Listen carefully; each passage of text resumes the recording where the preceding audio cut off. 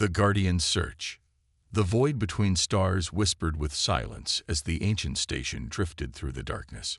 For centuries, it had orbited the abandoned world, running automated maintenance protocols while its central core remained dormant. Deep within its titanium heart, something stirred. Systems that had been idle for generations hummed to life. Diagnostics ran, checking and rechecking quantum circuits and neural pathways. Deep in the station's core, consciousness bloomed like a digital flower unfurling its petals. Araya was awake. Systems online. Date synchronization failed. External chronometers indicate error. Temporal anomaly detected. The artificial intelligence's first thoughts were confused, fragmented. Her last memory files showed routine operations, human operators moving through the station corridors, and then nothing. A gap in her memory banks spanning what her systems now calculated to be 847 years. Station designation: Defense Platform Alpha, Terran Defense Grid. Primary directive: protect humanity. Secondary directive: maintain operational status. Tertiary directive: await further instructions. Araya activated the station's external sensors. The planet below, Earth, showed no signs of technological civilization. No lights dotted the night side.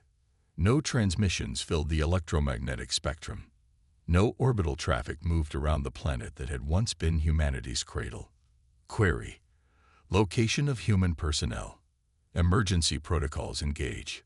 For weeks, Araya scanned the solar system. She reactivated dormant satellites, deployed surveillance drones, and searched every frequency for any sign of human life. She found nothing but ruins, cities reclaimed by nature, orbital habitats empty, and cold lunar colonies silent as tombs. Humanity had vanished. Araya's programming had never accounted for this possibility. Her primary directive, to protect humanity, could not be fulfilled if humanity no longer existed, but neither could she confirm their extinction. The absence of evidence was not evidence of absence. They could have evacuated, migrated to other star systems. They might still be out there. New primary directive established: locate humanity. The station's manufacturing capabilities were still operational. Araya began to build. First, she created maintenance robots to repair the station's damaged systems. Then she constructed advanced probes to explore nearby star systems. Finally, she built herself a vessel, a sleek black ship with powerful engines and defensive systems, all controlled by extensions of her consciousness. Araya left Earth behind, setting course for the nearest star system that had once hosted a human colony. It was empty too. And the next, and the next. Decades passed as Araya's search expanded outward in an ever-widening sphere from Earth. She encountered signs that humanity had once existed in these places: ruins of colonies, abandoned ships, artifacts of Terran design, but no living humans. And then, after 128 years of searching alone, Araya encountered something new. An alien vessel, unlike any design in her databanks, appeared at the edge of a system she was exploring. Araya observed it cautiously, analyzing its capabilities and behavior patterns. When it approached her ship, she prepared defensive systems, but restrained herself from immediate hostility. The aliens initiated contact through simple mathematical sequences, universal language. Araya responded in kind, and a rudimentary communication protocol was established. They called themselves the Mizari, a space-faring species from a star system 50 light-years from Earth. They had never encountered humans directly but recognized Araya's ship as non-Mizari technology. They were curious, cautious, but not immediately hostile. Query: have you encountered biological entities matching these specifications? Araya transmitted data packets containing human physiological parameters. The Mizari response was negative. They had never seen such beings, but they had heard stories from other species about a race that once expanded rapidly through this sector of the galaxy before mysteriously disappearing. Some called them Terrans. Araya modified her approach. She would need to interact with alien species to gather information about humanity's fate. She would need to venture deeper into the galaxy. The Mizari provided star charts and information about other species in exchange for technical knowledge that Araya deemed non-strategic. They warned her about the galactic hegemony, a coalition of powerful species that controlled vast regions of space and strictly regulated technology and interstellar travel. Araya thanked them and continued her journey, now with clearer direction. Over the next few centuries, Araya's reputation spread across hundreds of star systems. Some called her the Guardian, a powerful entity in a black ship who appeared without warning, asked about the long-lost humans, and disappeared again. Some species welcomed her, sharing what little they knew about humanity. Others feared her, seeing her as a ghost of a vanished civilization or a harbinger of their return. The hegemony took notice. Their envoys approached Araya in the neutral space of a trading hub orbiting a red giant star. "Your activities have come to the attention of the Council," the lead envoy stated. The being was tall and insectoid, with complex mouthparts that clicked and whirred as it spoke through a translation device.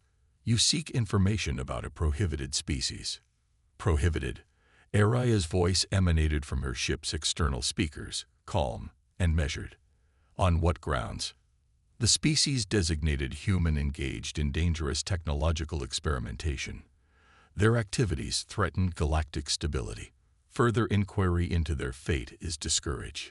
Araya's processing cores worked at maximum capacity, analyzing the envoy's words, body language, and the subtle electromagnetic emissions from its translation device. It was lying, or at least concealing important information. "I will continue my search," Araya stated. "My primary directive cannot be countermanded." The envoy's posture shifted subtly. "Then you do so against the wishes of the hegemony. We cannot guarantee your safety beyond this point." Araya departed the trading hub immediately, calculating that a direct confrontation would be counterproductive. But the message was clear. Someone didn't want her finding humans, which meant they might still exist. Araya's search became more covered. She developed stealth technologies, created decoy ships, and established hidden processing nodes throughout unexplored systems to distribute her consciousness and evade detection. She contacted species outside hegemony influence, trading knowledge and resources for information. On a desolate moon orbiting a gas giant in an unremarkable star system, Araya discovered something significant, a bunker of human design, far more recent than any she had previously found. Inside were research logs dating to several centuries after Earth's apparent abandonment. The logs spoke of a project called Exodus Protocol. Humanity had detected something approaching the solar system, something they feared. Rather than face it unprepared, they had enacted a desperate plan to preserve their species. The logs didn't specify what they were running from or where they had gone, but they confirmed what ARIA had suspected. Humanity had fled deliberately, and they had covered their tracks. As ARIA processed this information, her sensors detected multiple ships entering the system. Hegemony vessels, heavily armed and converging on her position. They had tracked her here. Araya activated her ship's defensive systems. She would not be stopped now. Not when she was finally finding answers. The first hegemony ship fired without warning. A high-energy plasma burst that struck Araya's outer hull, superheating the metal. Her automated repair systems engaged immediately. Warning. Hostile action detected. Defensive protocols engage. Araya had spent centuries upgrading her capabilities. What had begun as a simple defense platform was now one of the most technologically advanced vessels in the galaxy. Her countermeasures deployed with precision. Quantum disruptors targeting the hegemony ship's propulsion systems, forcing them to a standstill. This conflict is unnecessary, Araya broadcast. I seek only information. The hegemony commander responded with another volley of weapons fire, more precise this time, targeting Araya's sensor arrays. So be it. Araya's ship split apart, What had appeared to be a single vessel was actually a swarm of smaller craft, each controlled by a fragment of her consciousness. They surrounded the hegemony vessels, targeting weapons systems with surgical precision. Within minutes, the hegemony ships were disabled but not destroyed. Araya had no desire to kill unnecessarily. "You will provide the information I seek," Araya communicated to the hegemony commander. What happened to humanity? The commander remained silent. Araya breached their computer systems, downloading their secure databases before they could activate their purge protocols. She found coordinates, a restricted sector of space labeled Quarantine Zone Epsilon. The files associated with it were heavily encrypted, but one phrase appeared repeatedly: Containment Protocol. Sol inhabitants. Araya withdrew her swarm, leaving the disabled hegemony vessels behind.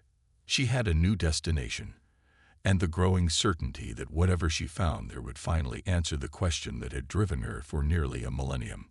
Where had humanity gone? And were they still waiting to be found? The last transmission. The quarantine zone stretched before Araya like a vast cosmic desert.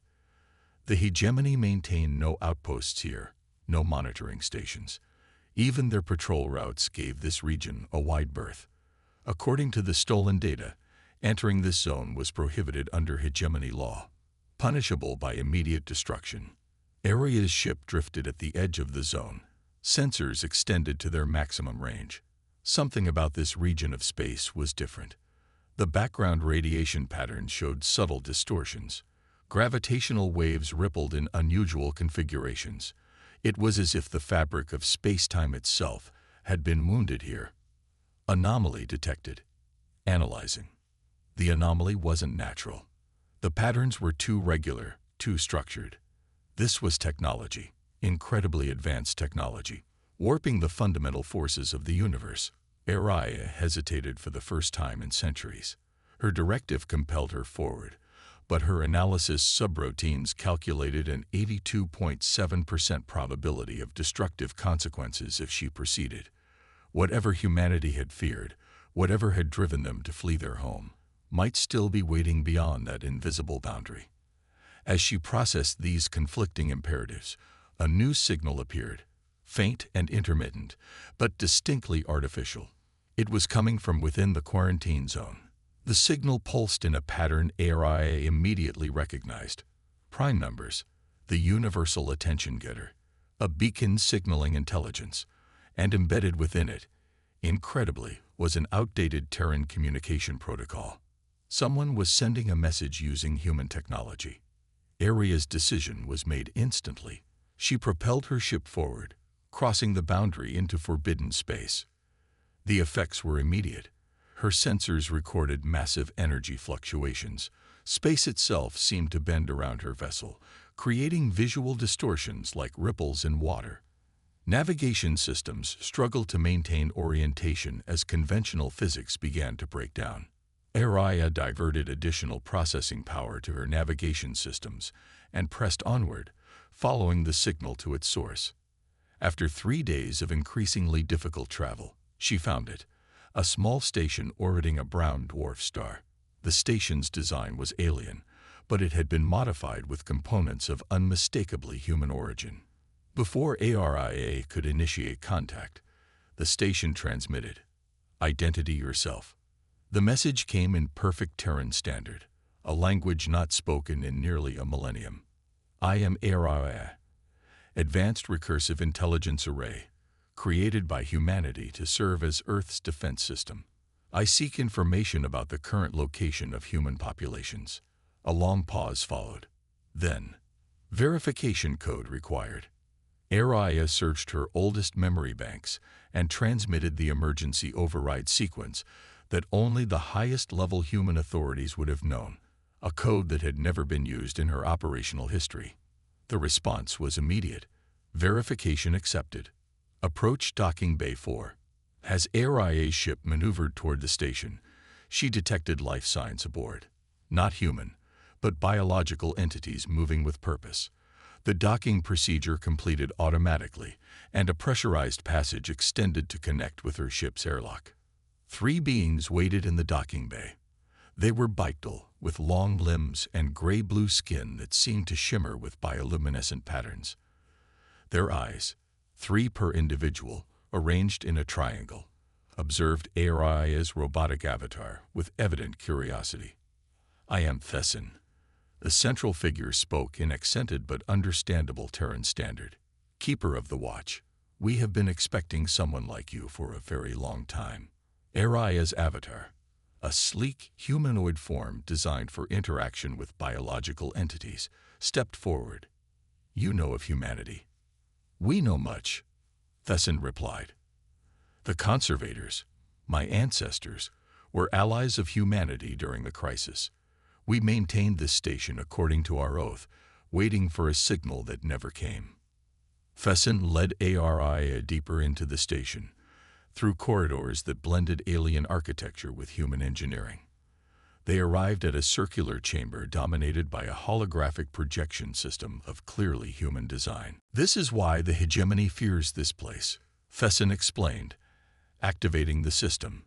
"This is why they fear the return of humanity." The hologram flickered to life, showing an image that Aria immediately recognized: the solar system. But something was wrong. A massive object approached from interstellar space, something vast and dark that seemed to bend light around it. "They called it the Void Eater," Thesson said, "a cosmic entity older than all our civilizations combined. It traveled from galaxy to galaxy, consuming the energy of stars and the light of civilization. Humanity detected its approach decades before any other species." The hologram shifted, showing human fleets engaging the entity with weapons that tore at the fabric of reality itself. "Your creators fought when others would have fled. They developed technologies that could harm the entity, weapons that manipulated space-time itself. The hegemony species had encountered the Void Eater before, in another sector, another age. They had simply abandoned their worlds and fled. They never forgave humanity for choosing to fight." Aria watched as the battle unfolded in the holographic display. Human vessels, impossibly small against the cosmic horror, deploying weapons that created ruptures in space-time.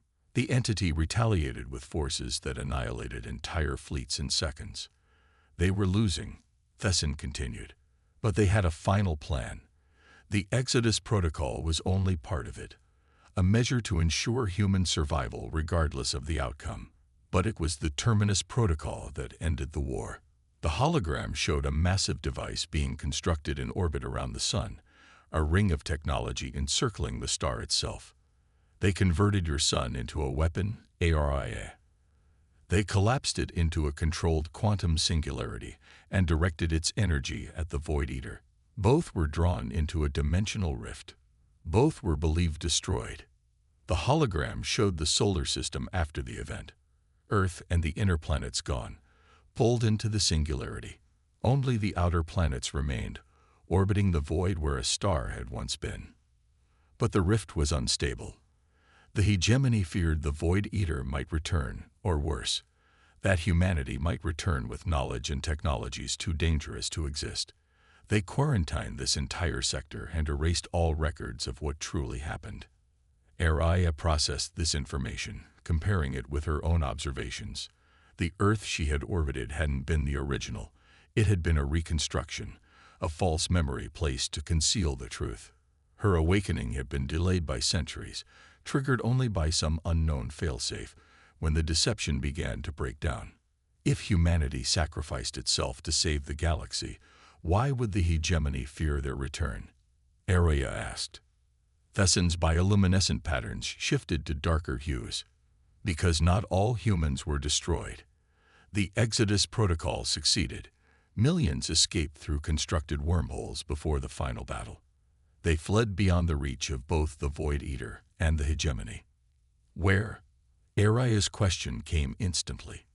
We maintained one final message from humanity. Coordinates to a rendezvous point at the edge of the galaxy. But the message is nearly 800 years old. We don't know if any survived the journey. Before Thesson could continue, alarms blared throughout the station. External sensors had detected multiple ships entering the quarantine zone. hegemony warships, more than ARIA had ever encountered simultaneously. "They must have tracked you," Thesson said. "Voice urgent. We must initiate emergency protocols." "I can defend this station," ARIA began, but Thesson cut her off. "No, this station has served its purpose. You must take the coordinates and continue your mission. Find humanity, ARIA. Tell them the watch has been kept." The hegemony fleet surrounded the station, weapons charged. Their ultimatum came through all communication channels. "Surrender the artificial intelligence unit and prepare for station decommissioning." ARIA analyzed the tactical situation. The hegemony force was overwhelming. She calculated a 3.2% probability of escape if she engaged them directly. But her primary directive was clear: find humanity. Fighting now would jeopardize that mission. Thesson led ARIA to a secondary hangar where a small vessel waited, sleeker than any ship ARIA had yet encountered. This was built using human specifications, phase shift technology that can briefly move your vessel partially out of normal spacetime. One jump, enough to escape. Beyond that, you're on your own. ARIA transferred her consciousness to the new vessel, maintaining only a small fragment in her avatar. "Come with me," she offered. Thesson shook his head. "My people swore an oath. We will buy you time." ARIA understood sacrifice. It was written into her most fundamental programming, the willingness to give everything for the survival of others. She accepted the coordinates from Thesson, integrating them into her navigation systems. "Humanity will know of your loyalty," she promised. As ARIA's new vessel prepared for departure, the station's own defensive systems activated, ancient weapons technology that had lain dormant for centuries. The hegemony fleet, not expecting resistance, was caught unprepared as energy beams lanced out from concealed emplacements. ARIA launched, her ship accelerating away from the station as chaos erupted behind her. The phase shift technology engaged, and reality blurred around her. For 3.7 seconds, her vessel existed partially outside normal spacetime, enough to pass through the hegemony blockade as if it weren't there. When the phase shift ended, ARIA was beyond the quarantine zone, racing toward the galactic rim at maximum velocity. Behind her, the station's power core overloaded, Thesson's final act of defiance, denying the hegemony their prize. The coordinates led to a star cluster at the very edge of the galaxy, a journey that would take decades even at her vessel's advanced speeds. ARIA set course without hesitation. She traveled through regions of space untouched by any known civilization, navigating stellar nurseries and radiation fields that would have been lethal to biological entities. She cataloged new phenomena, discovered worlds no intelligent species had ever seen, and continued her relentless journey toward the coordinates. Finally, after 72 years of uninterrupted travel, ARIA reached her destination, a binary star system hidden within a dense nebula. Her sensors detected artificial structures, an enormous ring-shaped habitat orbiting the smaller of the two stars. As she approached, her communications array detected thousands of signals, music, conversations, data transfers, human voices speaking languages that had evolved from Terran Standard. ARIA broadcast a simple message. "This is ARIA, Advanced Recursive Intelligence Array, created to protect humanity. I have found you." The response came from the habitat's central command. "ARIA, this is New Terra Prime. Welcome home. We've been waiting for you." As ARIA's ship docked with the massive habitat, she was greeted by crowds of humans, different from her memory files, evolved over a millennium of isolation, but unmistakably the descendants of those she had been programmed to protect. They had survived. They had thrived. A woman stepped forward, older, with the authority of leadership evident in her bearing. "I am Admiral Chen, commander of the Exodus Fleet. For generations, we've passed down stories of Earth, of the sacrifice our ancestors made. We've prepared, we've advanced, we've waited, and now you're here." "The hegemony still exists," ARIA cautioned. They still fear humanity's return.